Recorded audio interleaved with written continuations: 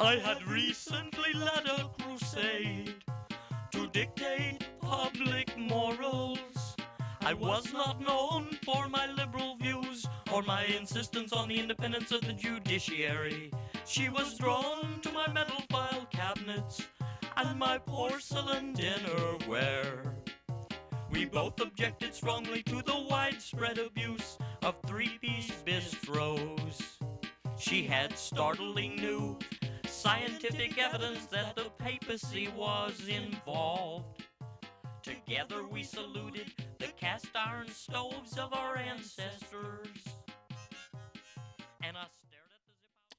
Well, howdy, friends, neighbors, associates, adversaries of a sort, across town and across the globe.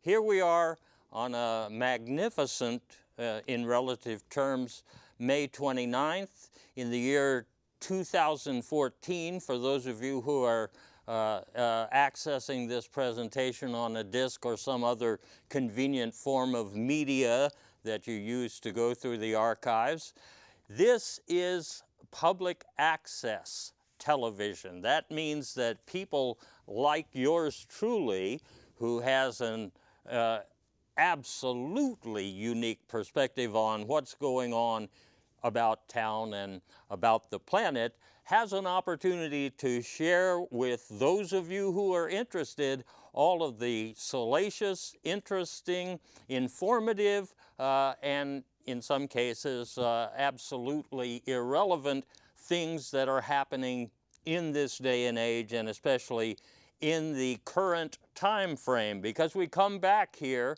on Public Affairs, Public Access regularly to bring you up to date on everything that's going down.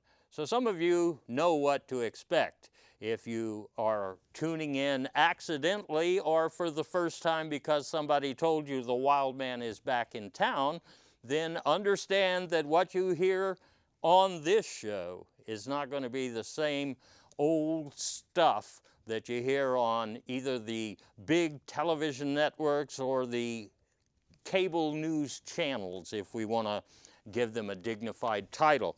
But what we do all the time, and what we're going to do tonight, is to scatter right across the landscape and pick up some interesting facts that you may not have heard about, that are underneath, behind, or next to some of the stories that are more familiar to you.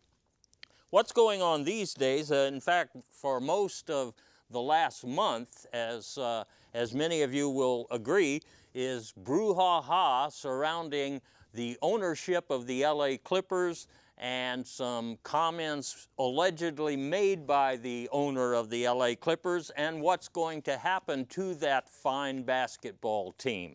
Well, you know, the official story that you've heard is true in some respects, but let's just kind of, before I tell you some of the really interesting side stories here, let's review some of what did get reported to you, the general public, not the insider view, but you, those who starve for news and usually end up coming to me to find what the truth is. It was said that a girlfriend of one Donald Sterling took some pictures of her and Dick Cheney and Miley Cyrus at what apparently was some sort of a twerking lesson. And it was Miley Cyrus and Mr. Sterling's girlfriend who were being taught by Mr. Cheney, one of the great twerkers of our day. Some of you probably knew that already from, you know, the secret YouTube videos, The Secret Life of Dick Cheney. But if you haven't, anyway, it was also simultaneously and erroneously reported that Mr. Sterling's secretary, because sometimes she's a girlfriend and sometimes she's a secretary, she took pictures of the missing Malaysian jetliner and was going to put them on her Twitter account, or maybe did and then took them down because he didn't like being associated with a missing Malaysian aircraft during the NBA playoffs. And I don't think that's what really happened, but we'll come back to that Malaysian jetliner later. It was reported in some quarters that it was Mr. Sterling himself who had his picture taken with an executive from the firm of Magic Johnson & Johnson. Now, I've been researching this. It turns out Magic Johnson & Johnson is a startup company that's going to be entering the genetically modified organism business. In other words, polluting our food, or modifying to detriment, if you prefer more polite construction. Anyway, involving themselves in our dietary futures. But for some reason, he didn't want it known that there were pictures taken that day and taken of him. Now, another story that came up same time was that his executive assistant, same person, just different titles, had taken a picture of Ted Nugent without a gun. And this caused a big stir, not only on Twitter and Facebook and God knows what all, but nobody could seem to find the picture, only references to the picture. And if you tuned in last time I was here, you know the kind of sorry things that are happening around the Ted Nugent religious cult, and so we think that has something to do with it. Anyway, another story. I mean, this was just profoundly adrift in extra, capitalized story events. Mr. Sterling's wife had apparently had a history of visiting an apartment complex they owned, pretending to be either a witch, during a time period which was not Halloween, designed to frighten some of the tenants, or dressed as a health inspector, trying to find out if people were using enough genetically modified food. And this confused many of the residents who, despite their impoverished status, were trying to eat normal food and choosing between food and rent. You've heard all of this before, blah, blah, blah. Anyway, saying all of that, before I get to this conclusion number one, we know that apparently there was some sort of recording made in which Mr. Sterling was screaming about polka music and that he didn't want anyone attending the Clippers basketball games. Well, needless to say, the NBA commissioner acted quickly and said this guy is a walking torpedo and he's just got to go. This is bad for business. He's things happened quickly after that, and when they did, Mr. Sterling compounded things by starting to say some of the weirdest things ever. by way of either apologizing or trying to explain himself, and these headlines that were coming out were strange. They did seem to confirm the twerking aspect of one of the stories, that somehow twerking was involved, and in a context that was going to be embarrassing to Mr. Sterling. But he seemed to be apologizing for things that people didn't understand, and then he seemed to be making all sorts of statements of retribution and apology. At the same time, he was saying that he wasn't going to budge, or that he was going to go look at some other places to take his team. One of them was off planet, I believe. After he said he'd move the team off planet, then he seemed to come down to earth, and he suggested that the LA Clippers were going to be moving to the National Football League, which really confused me. I don't understand how that would work, where a basketball team has 5 players. You understand that an NFL team, like all American football teams, has 11. But anyway, not to get too sidetracked here. Then apparently he threatened to sell off all the players and then sell the team, so that he would be effectively just selling a franchise without any actual operational body, so to speak, or bodies. But then it became very clear that there were recordings in the possession of this girlfriend, executive, whatever, who we will call by her proper presidential candidate name, Little Steviano Wonder. And apparently, I was able to get, and as usual, I can't tell you how, I got copies of some text messages between them, and it's very obvious that she had some goods on Mr. Sterling. She refers to recordings, and I investigated this a little bit further. I found out that even though Donald doesn't play any instrument well, he did try to do a lot of cover versions of Ramones tunes and early Beatles, but she didn't think they were very good. She was threatening to put them either on Pandora or Spotify or on YouTube or some such.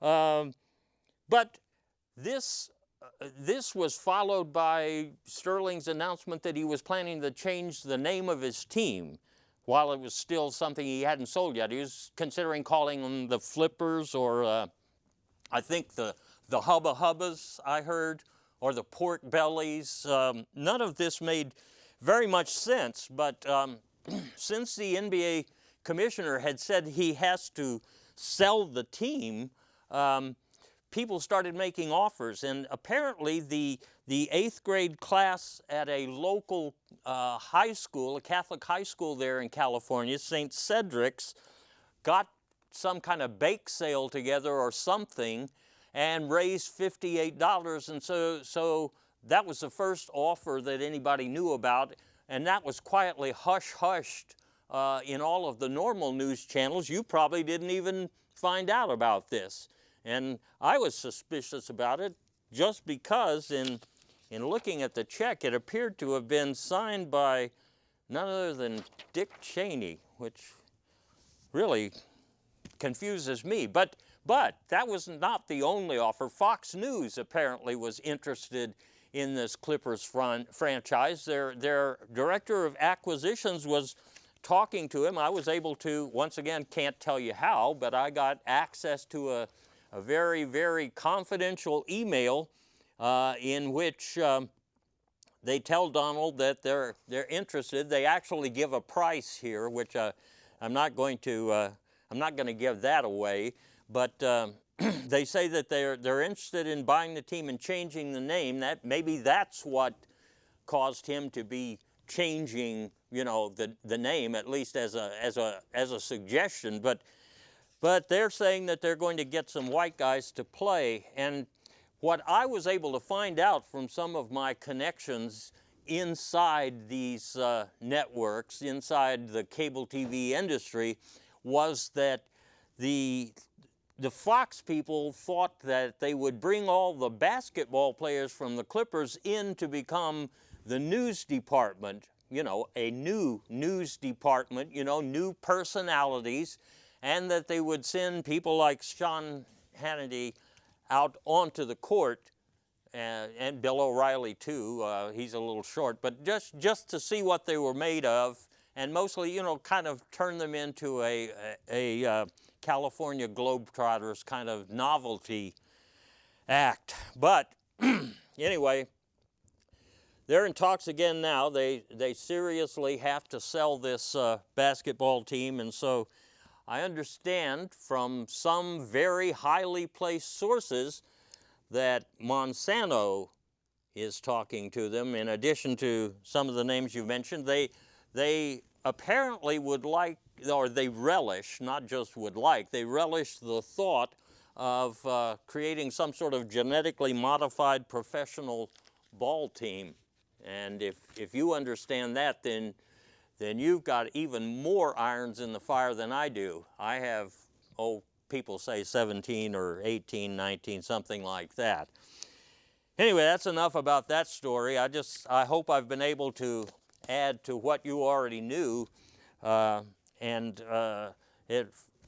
Every night that I had to watch this, I just said, I'm gonna need another beer. And that brings me to another topic, because summer's coming, you know, and it's time for drinking beer. What time isn't?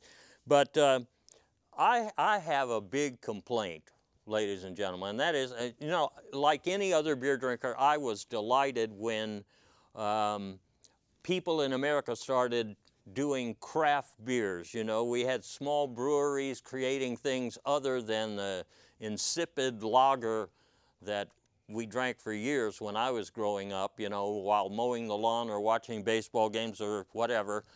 And so in the time since, I've probably sampled just about every craft beer that comes along. And in fact, I've been writing a book about it.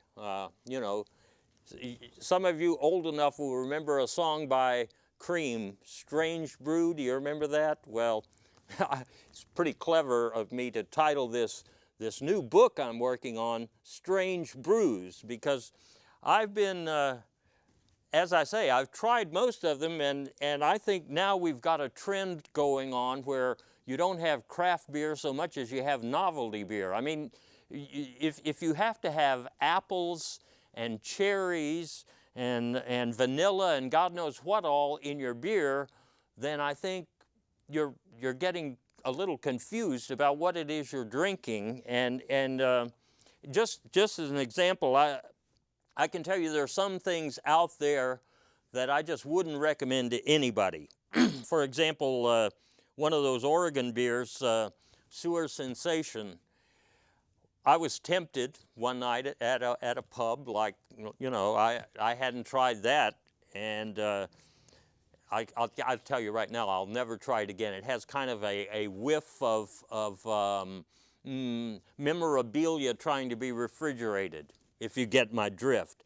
Another one you should stay away from, in my view, is First Confession. That is more like, it is more like motor oil than beer, but I understand that it works well in diesel engines. So if that's what you're buying it for, great.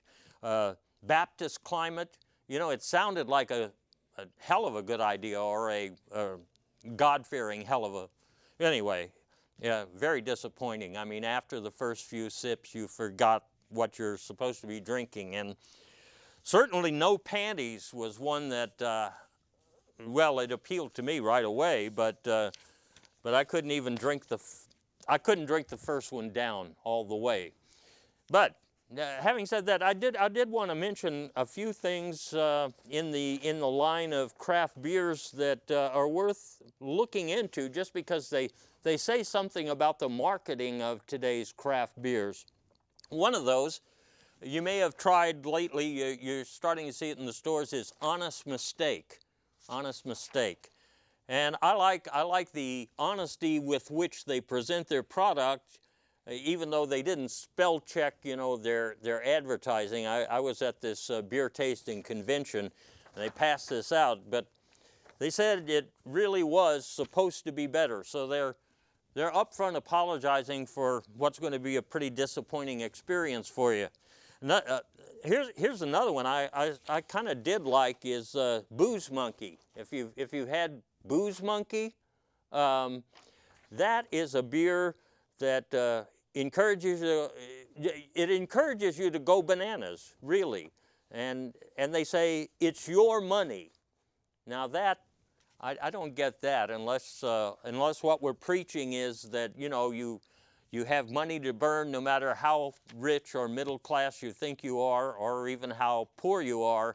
You actually have money to burn, and so you should monkey around with, I mean, you see what I'm saying? That sounded a little off target. I don't know what market they were going for. Another one, this one is really catching on in some quarters, is Master Plaster. I don't know if you can find it here. You may have to go out to the West Coast or the East Coast, but it'll get here eventually. And their slogan, don't waste waste, and get wasted.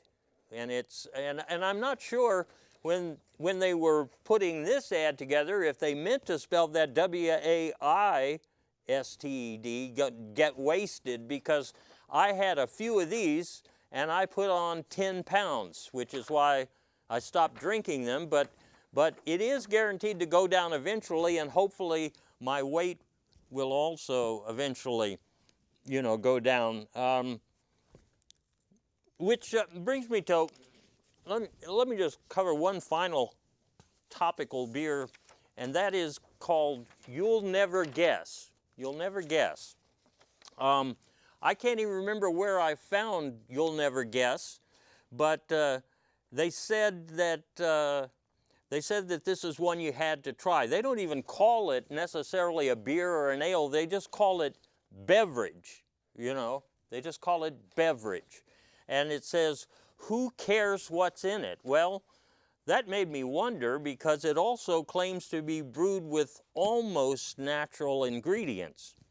Almost natural ingredients. What does that bring up for you? Well, for me, I had to think about that for a minute, because, you know, there are so many things that these days don't have natural ingredients, you know?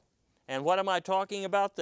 I'm talking about adulterated food. Yes, adulterated food and beverages, and even adulterated, God knows what comes next, adulterated, spectator sports. Like, for example, if we have the Monsanto Clippers, or I don't know what they'll call their stadium or their courthouse, their court, excuse me, not courthouse. I am trying to take them to court, but anyway, Monsanto is what came to my mind. Monsanto and genetically modified organizations. That's a little Freudian slip of the tongue. You know, they used to be pretty harmless. Monsanto did, but look, Vermont just passed a law. Yeah, and we're getting to it just a minute now. Vermont passed a law, the first workable food labeling, you know, GMO labeling law in these United States, and it's quite possible other states might get on the bandwagon, you know, eventually. Not Texas probably right away, but certainly some of the other states that have people really concerned with what they're eating, and I think as a result of this law passed in Vermont, that those who make genetically modified food, and about 90% of it, as you know, comes from Monsanto, they're kind of worried about how they're going to go about facing possible legislative decisions to require labeling. Now think about what you'd do if you're in their position. First thing you might try to do, sneak by a new labeling system that people won't look at very closely. And that would be this number one, this non-GMO label that actually says non-GMO, not. Non-GMO, not. I don't want to suggest that they're going to get away with something that crass, but they're going to try. Now, they may go another way. Once again, I have some, you might call them purloined documents, or purloined, or, well, you know, since we're talking about genetically modified, I don't know what kind of a loin it is. But anyway, they have a second label that they intend to put on food. And the way this works is, they say the product may not contain genetically modified organisms. And they don't put a but in here. They should. But the product may contain. In other words, they're technically being truthful, that it may not. But in the same sense on the label, it probably does, is the way the second part should read. So they're working with this label and seeing if they can smooth it out, you know, kind of fine-tune it, so they can start putting this on their products, and hopefully people will, you know, they won't be paying any attention. They won't much care, even if they are paying attention. Well, I don't think it works that way, but that's not all they've got in mind. Here's one that they actually are testing already. This product does not contain genetically modified organisms. Now, I've mentioned some swill that I drank that came from Oregon, and I just want to have you focus. See, most people are not going to pay a lot of attention to the fact that we're talking about organisms and not organisms, because an organism is just one of those cute things that people in Oregon say, you know? They're quips. Sort of, yeah, Canadian quips. None of them come to mind. I don't know the organisms as well as I should, but when I was drinking one of the Oregon, craft beers, people were regaling me with many of these. So anyway, if you see a product with that label, remember they're not talking about organisms, they're talking about organisms. But you know, none of this is likely to work, and just because the law for labeling has already gone into effect in Vermont, others are not, jumping on the bandwagon right away. So in the meantime, how do they want to approach this? These manufacturers of genetically modified food or other products that are on the shelves, how do they make it less obvious that that's what you're buying, okay, without doing anything about existing laws? Well, they are pretty clever. Here's another one I stole out of, I acquired from a boardroom without the knowledge of the people involved. It is a product that comes from a company called, allegedly, No Friend of Monsanto, registered mark. And this one in particular is for a macaroni preservative that kids allegedly love, and the idea here is that if you see No Friend of Monsanto, you'll just automatically assume no GMOs in this thing. But you'd be wrong.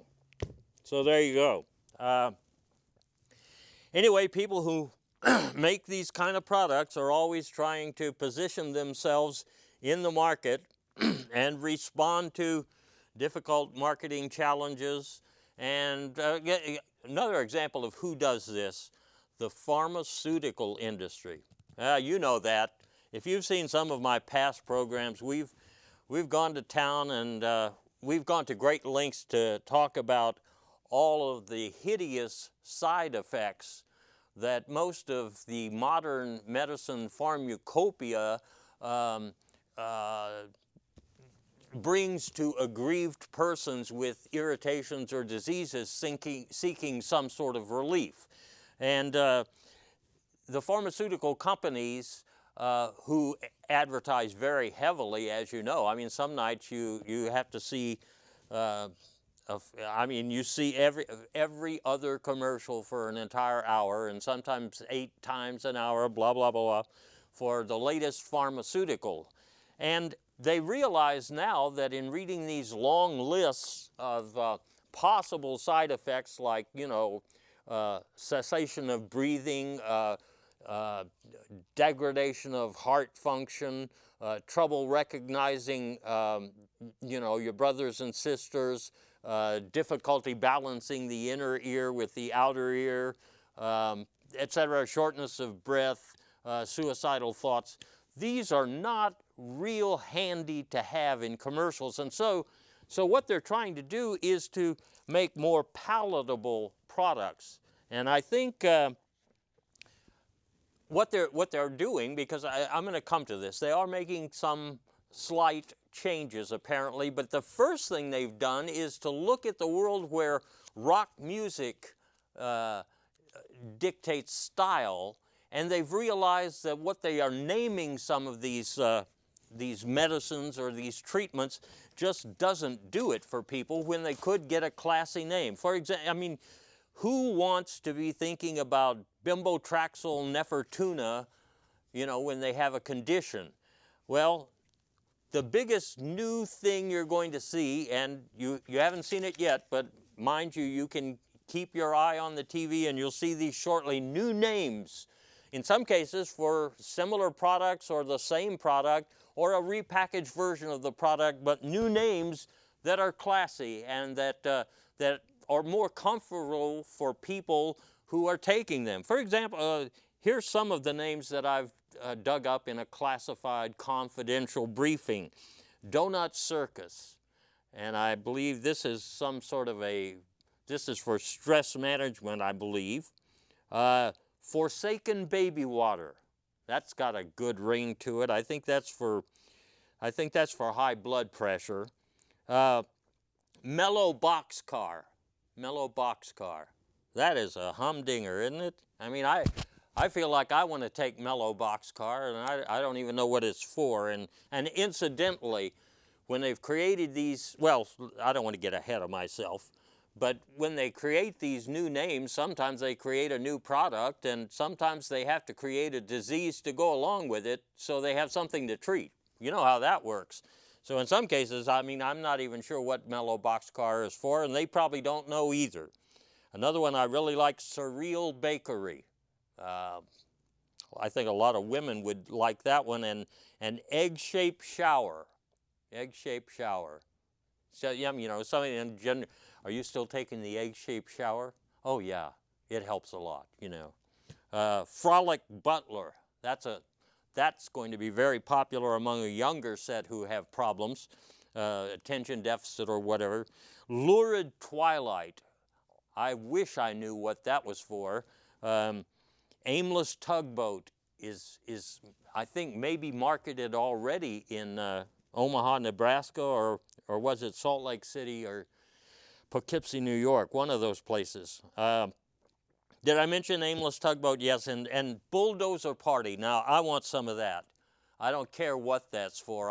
You know, you see what I'm talking about, the appeal of these things.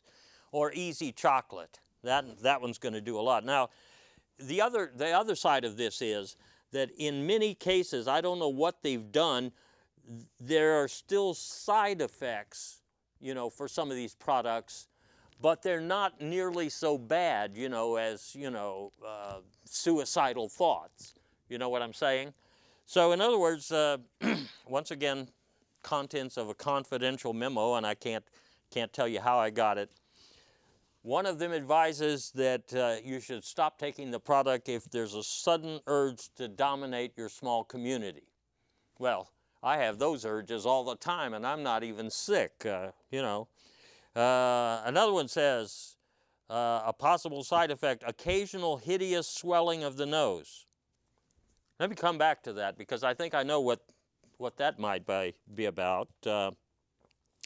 Another one says that if you live in or have visited a moose sanctuary recently, you should let your doctor know. Now, I always suspected something was going on in those moose sanctuaries. You have problems sleeping in cars, one of them advises, so don't take it if that happens, or if you have nightmares involving plumbers. So like I say, there's still side effects, but there's much better names, and the side effects seem a little less, you know, debilitating, okay? Let's call it that. So, progress on another front. That's what we're having, progress. You know, I do like talking about progress, and certainly there's a lot of progress going on. Lucky for us to be born at a time when there are strange brews and where there's genetically modified basketball and so forth. But that's not all. Did you hear just this week, I believe it was, that Google has demonstrated a car that drives itself? Now, I saw a little clip. I think it was on YouTube or something.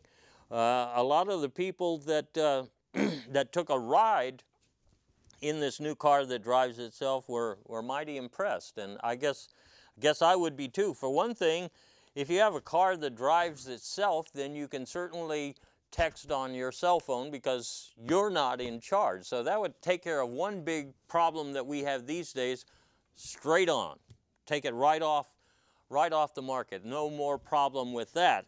The other thing would be road rage, because if there were a bunch of cars driving themselves, then unlike humans, they probably have the sense to stay out of each other's way. And you can see this coming. You can see more and more automated things taking over human functions because, you know, there's more precision when we don't have, you know, all of those irritating human qualities going on. But if there's a car that can drive itself, I know a lot of you consumers like me, you wish you could find a car that would wash itself. You wouldn't have to go to the car wash, not if it takes care of it.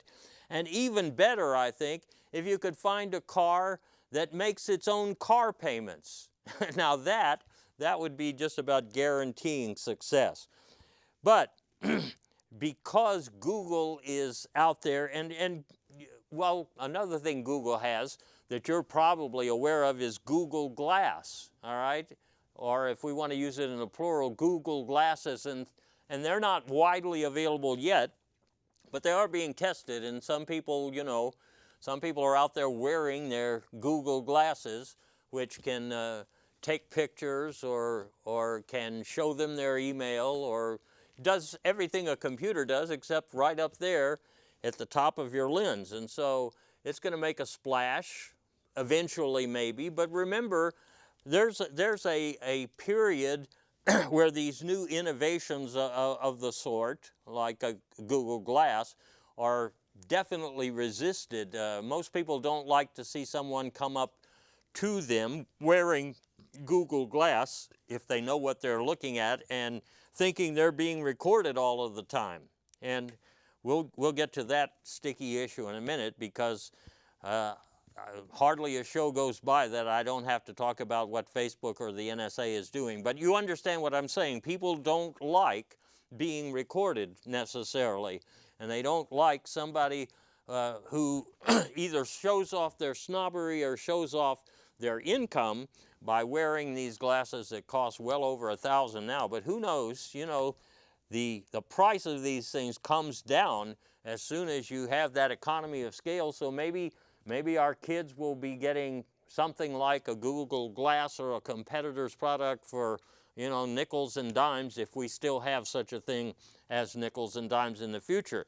But while Google is doing that, working with glass and working with the optical category, they're not the only ones out there testing new waters. In fact, I myself tried out a competitor's product. Microsoft is going to enter that market right now.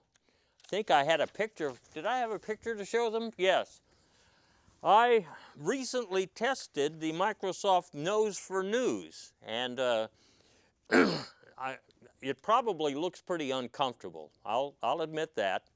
It doesn't look like it would be that useful to wear or that comfortable to wear in public, but I do have, or I did have when I was testing it. I'm a little tired now. The damn thing weighs quite a lot. It doesn't look like it, but I have two spectacular screens so that I can duplex. I can be looking at two different presentations at once, and it's interesting with the Nose for News. There were all sorts of stories around me that I became aware of before other people even knew there was a story. For some reason, I could just smell the adventure. A lot of times I would smell adventure. Sometimes I would just smell, you know, if I'd go to somebody's house, and I mean, I would smell the dog or. Well, what I'm saying is, it's not that selective. When you wear one of these Nose for News products, it's kind of like an overflow. It's a superabundance of information, and it's coming through a sense portal that you don't normally use. Now, some people ask me, yes, I was talking to some friends about this the other day, does it get in the way of eating? Sure it does. but you just, I mean, if you're going to keep it on and be attuned to the world's happenings while you're eating, you just have to work with different things. A lot of stuff that can be served with a straw will work pretty well here. If you, for example, have to sneeze, I will tell you that well, it presents problems.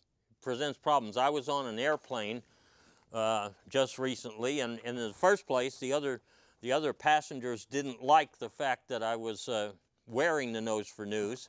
And in the second place, there was a horrible smell on that plane. I never did figure out what it was. I mean, I could smell the jet fuel. And then I could also, so as we were passing over Diego Garcia, I could smell a Malaysian jetliner. I mean, boy, the thing about it is, when you get one of these nose for news devices, they don't have a manual yet. And so I was sort of like a test case, and I guess I ironed out some of their wrinkles, but God knows what they're going to do to make it work for a lot of other people. And I'll tell you this, if you're female, if you're of that gender, it probably doesn't look very attractive. I mean, for a cool guy like me, it just looked like I was, oh, what do you want to say, involved. But a lot of women would probably not want to do that. For one thing, you can barely see the lipstick, and for another thing, you tend to sweat heavily for reasons that were never explained to me. So I don't think women are going to like this. But that's not, like I say, competitors are out there, and so Google is testing the eyes for the glasses, and Microsoft is testing the nose.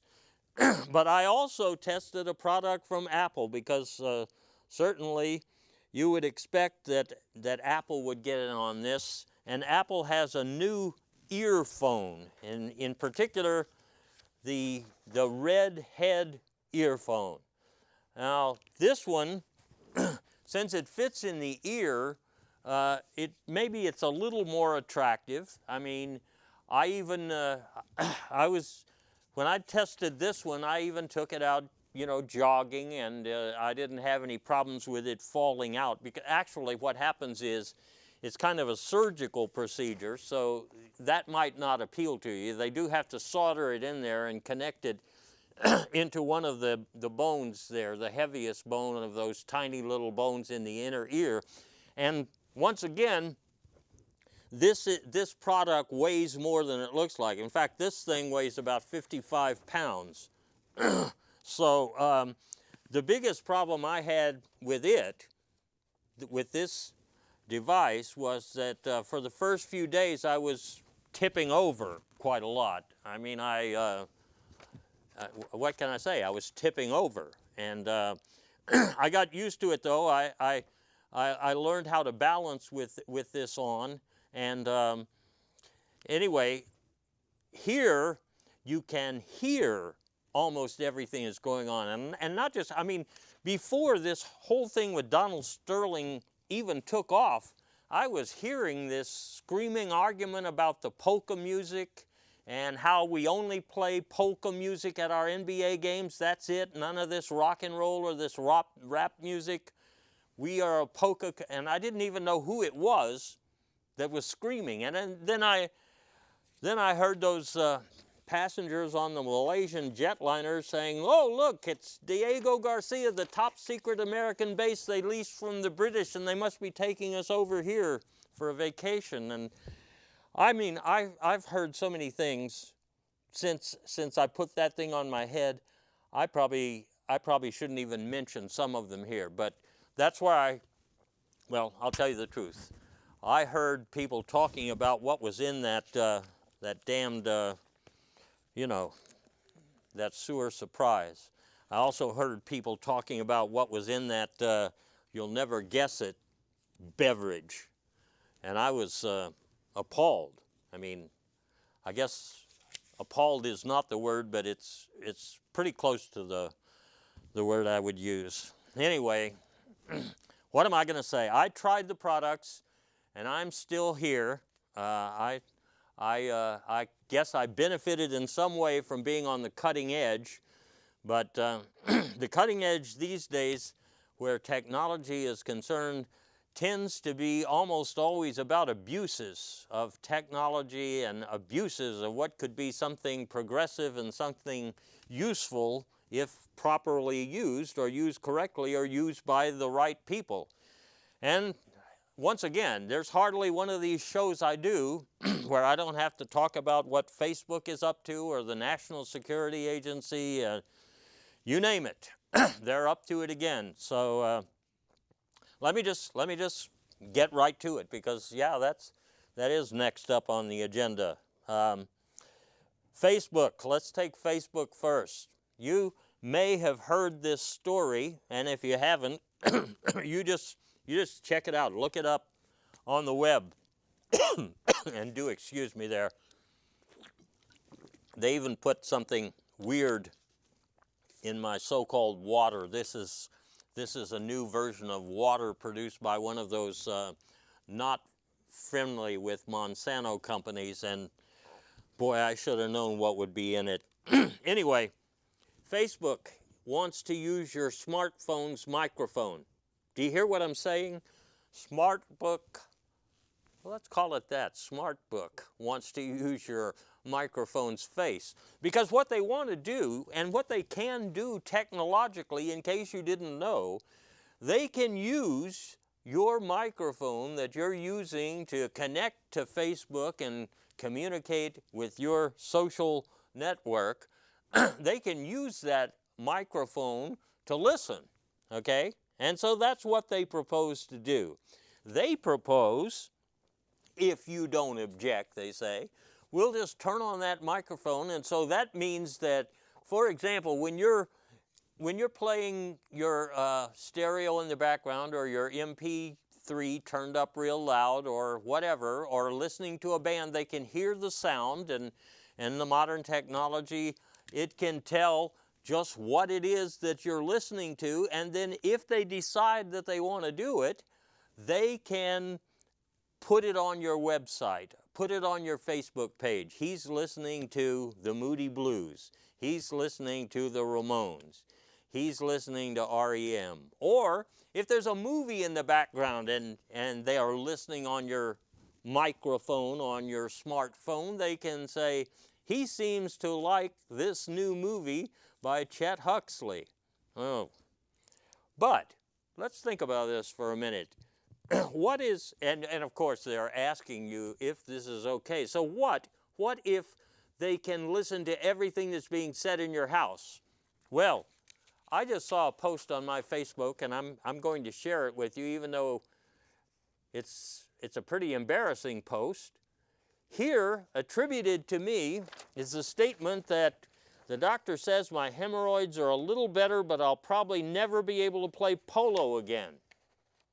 I got to tell you, it is true that I made this statement in the privacy of my own home, but I was actually rehearsing a part for a movie that I'm going to be in. And so I was just trying out the lines. I was just reading the script. Now, there are some other movies that I'm going to be in where I'm saying things that are even, well, I mean, I'd rather not have them on my Facebook page, but if my smart face or my face phone can be used to listen to everything I'm saying and then post it on my Facebook page, I'm a little bit upset. But the corporate version is no more disgusting than the National Security Agency version, the government version. Well, what is the NSA doing? I'll tell you what they've been doing. And you may have heard that Glenn Greenwald has a new book out about the NSA, lots of revelations. And one of them, if you haven't focused on this, then please do. Apparently, products manufactured by Cisco, who make, for example, a lot of the servers, the network devices that corporations use, were being intercepted by the National Security Agency. And then the National Security Agency put devices into these products that were being sent, for example, to law firms or corporations or you know what, for their internet services. And these devices then had sensitive hearing equipment in them. Isn't that strange? I'll tell you, I think we've got a shot up here, my coffee pot. This morning, I checked my coffee pot after I checked my microwave. Both of them had been tapped, you know. Both of them, I have to check this all the time. I mean, not just now and then, but practically every day. On the way over here, I checked in the car, in the dashboard of the car. I opened the glove compartment, and what do I see in my car? Well, once again, another listening device, and this looks like a camera device. So I'm not sure exactly why they wanted to put the listening or spying device in my microwave, but I think it's because it works better with some of the genetically modified food I was tempted to eat. I mean, it works sort of in concert, but they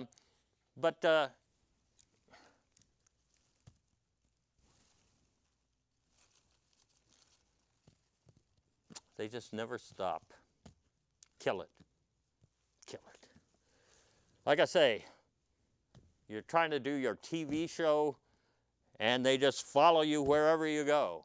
And they, anyway, so you know about that. But President Obama, I think, is taking steps to solve our problem, or our problems, our being all of us that are being spied upon, because he has ordered that the NSA should start spying on itself.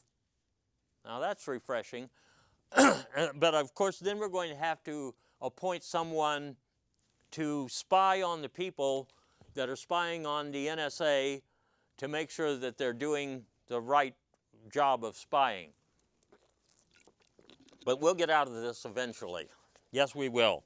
And that brings me to this question that is also on the minds of many right now, because there's legislation that's being talked about, and there's big corporate lobbies for net neutrality going away. And most of you, I'm sure you're sophisticated, you've read what this means.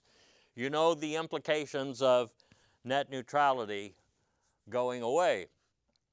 But here's the thing, and that means, you know, slower traffic, slower delivery time for those things that don't want to upfront some money to the big boys, those big service providers who happen to be the giant telecoms who administer all of your internet access. So unless you are out there on the pirate internet access community, you know, out there, landscape, then you're going to have to deal with it. But look how corporate America seems to be framing this challenge.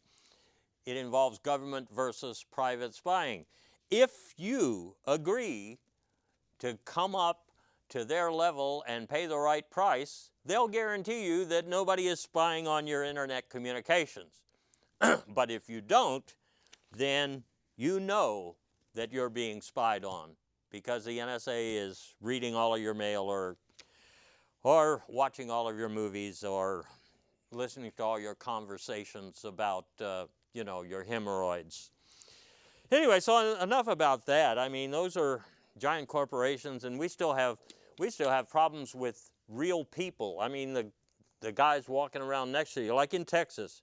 Take Texas, for example. Texas has lots of nice things and lots of pluses, also lots of negatives. Like, you know, the Open Carry Texas group or groups, they're going around with their weaponry and showing up. They have been showing up lately at mostly fast food restaurants, packing their ammo and guns.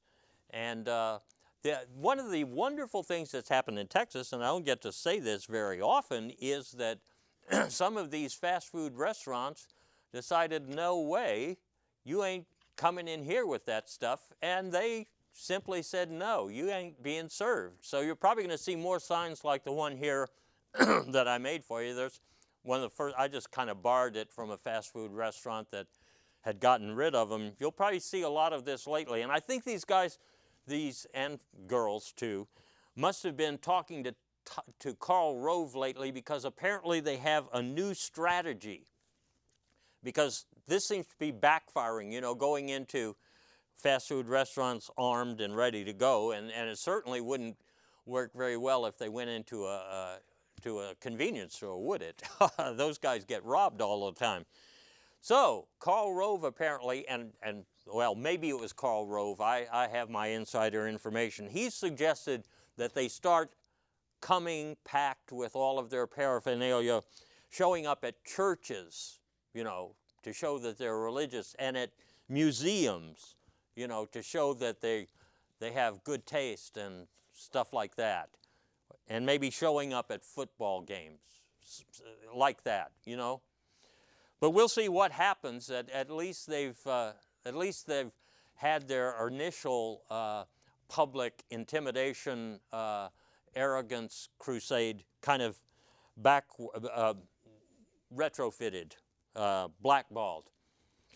Let me talk about one other thing, because it's probably something that nobody has told you about. This, you know, spring break just passed. College students, as a general rule, you know what happens. You know, they go down to Florida and even places in Texas like Padre Island where there are beaches, and they booze it up with, you know, some of this, well, I've told you some of the things they're boozing it up with lately, and having this wild, impersonal, prolific sex adventure.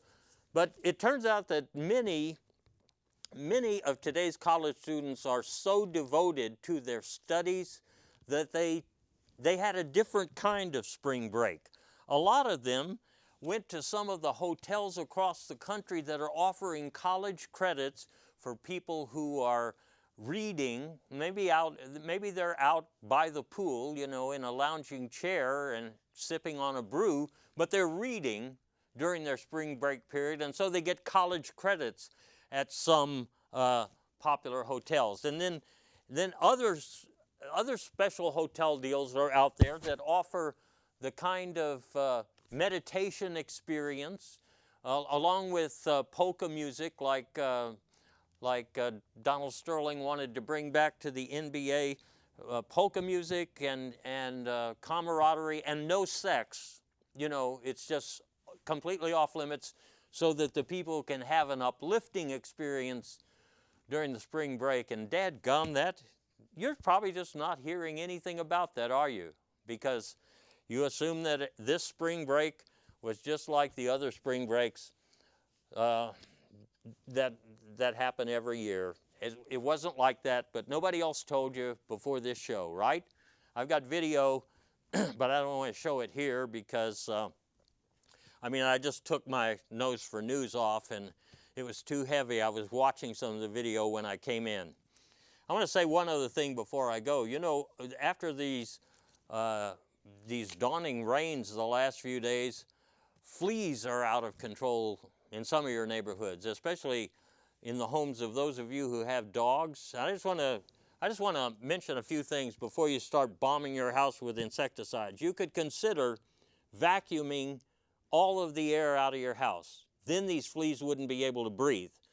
Or you could get yourself some boa constrictors, because fleas are completely terrified at the sight of one of these. Or another natural thing you could do is to set your house on fire, because they just don't survive the intense heat that goes with a fire. Now, of course, all of these things might make your house unlivable, and you'd have to be out on the street. But if you're out on the street, I'll be out here with you, and I'll wave goodbye. So until next time, folks, have a good time.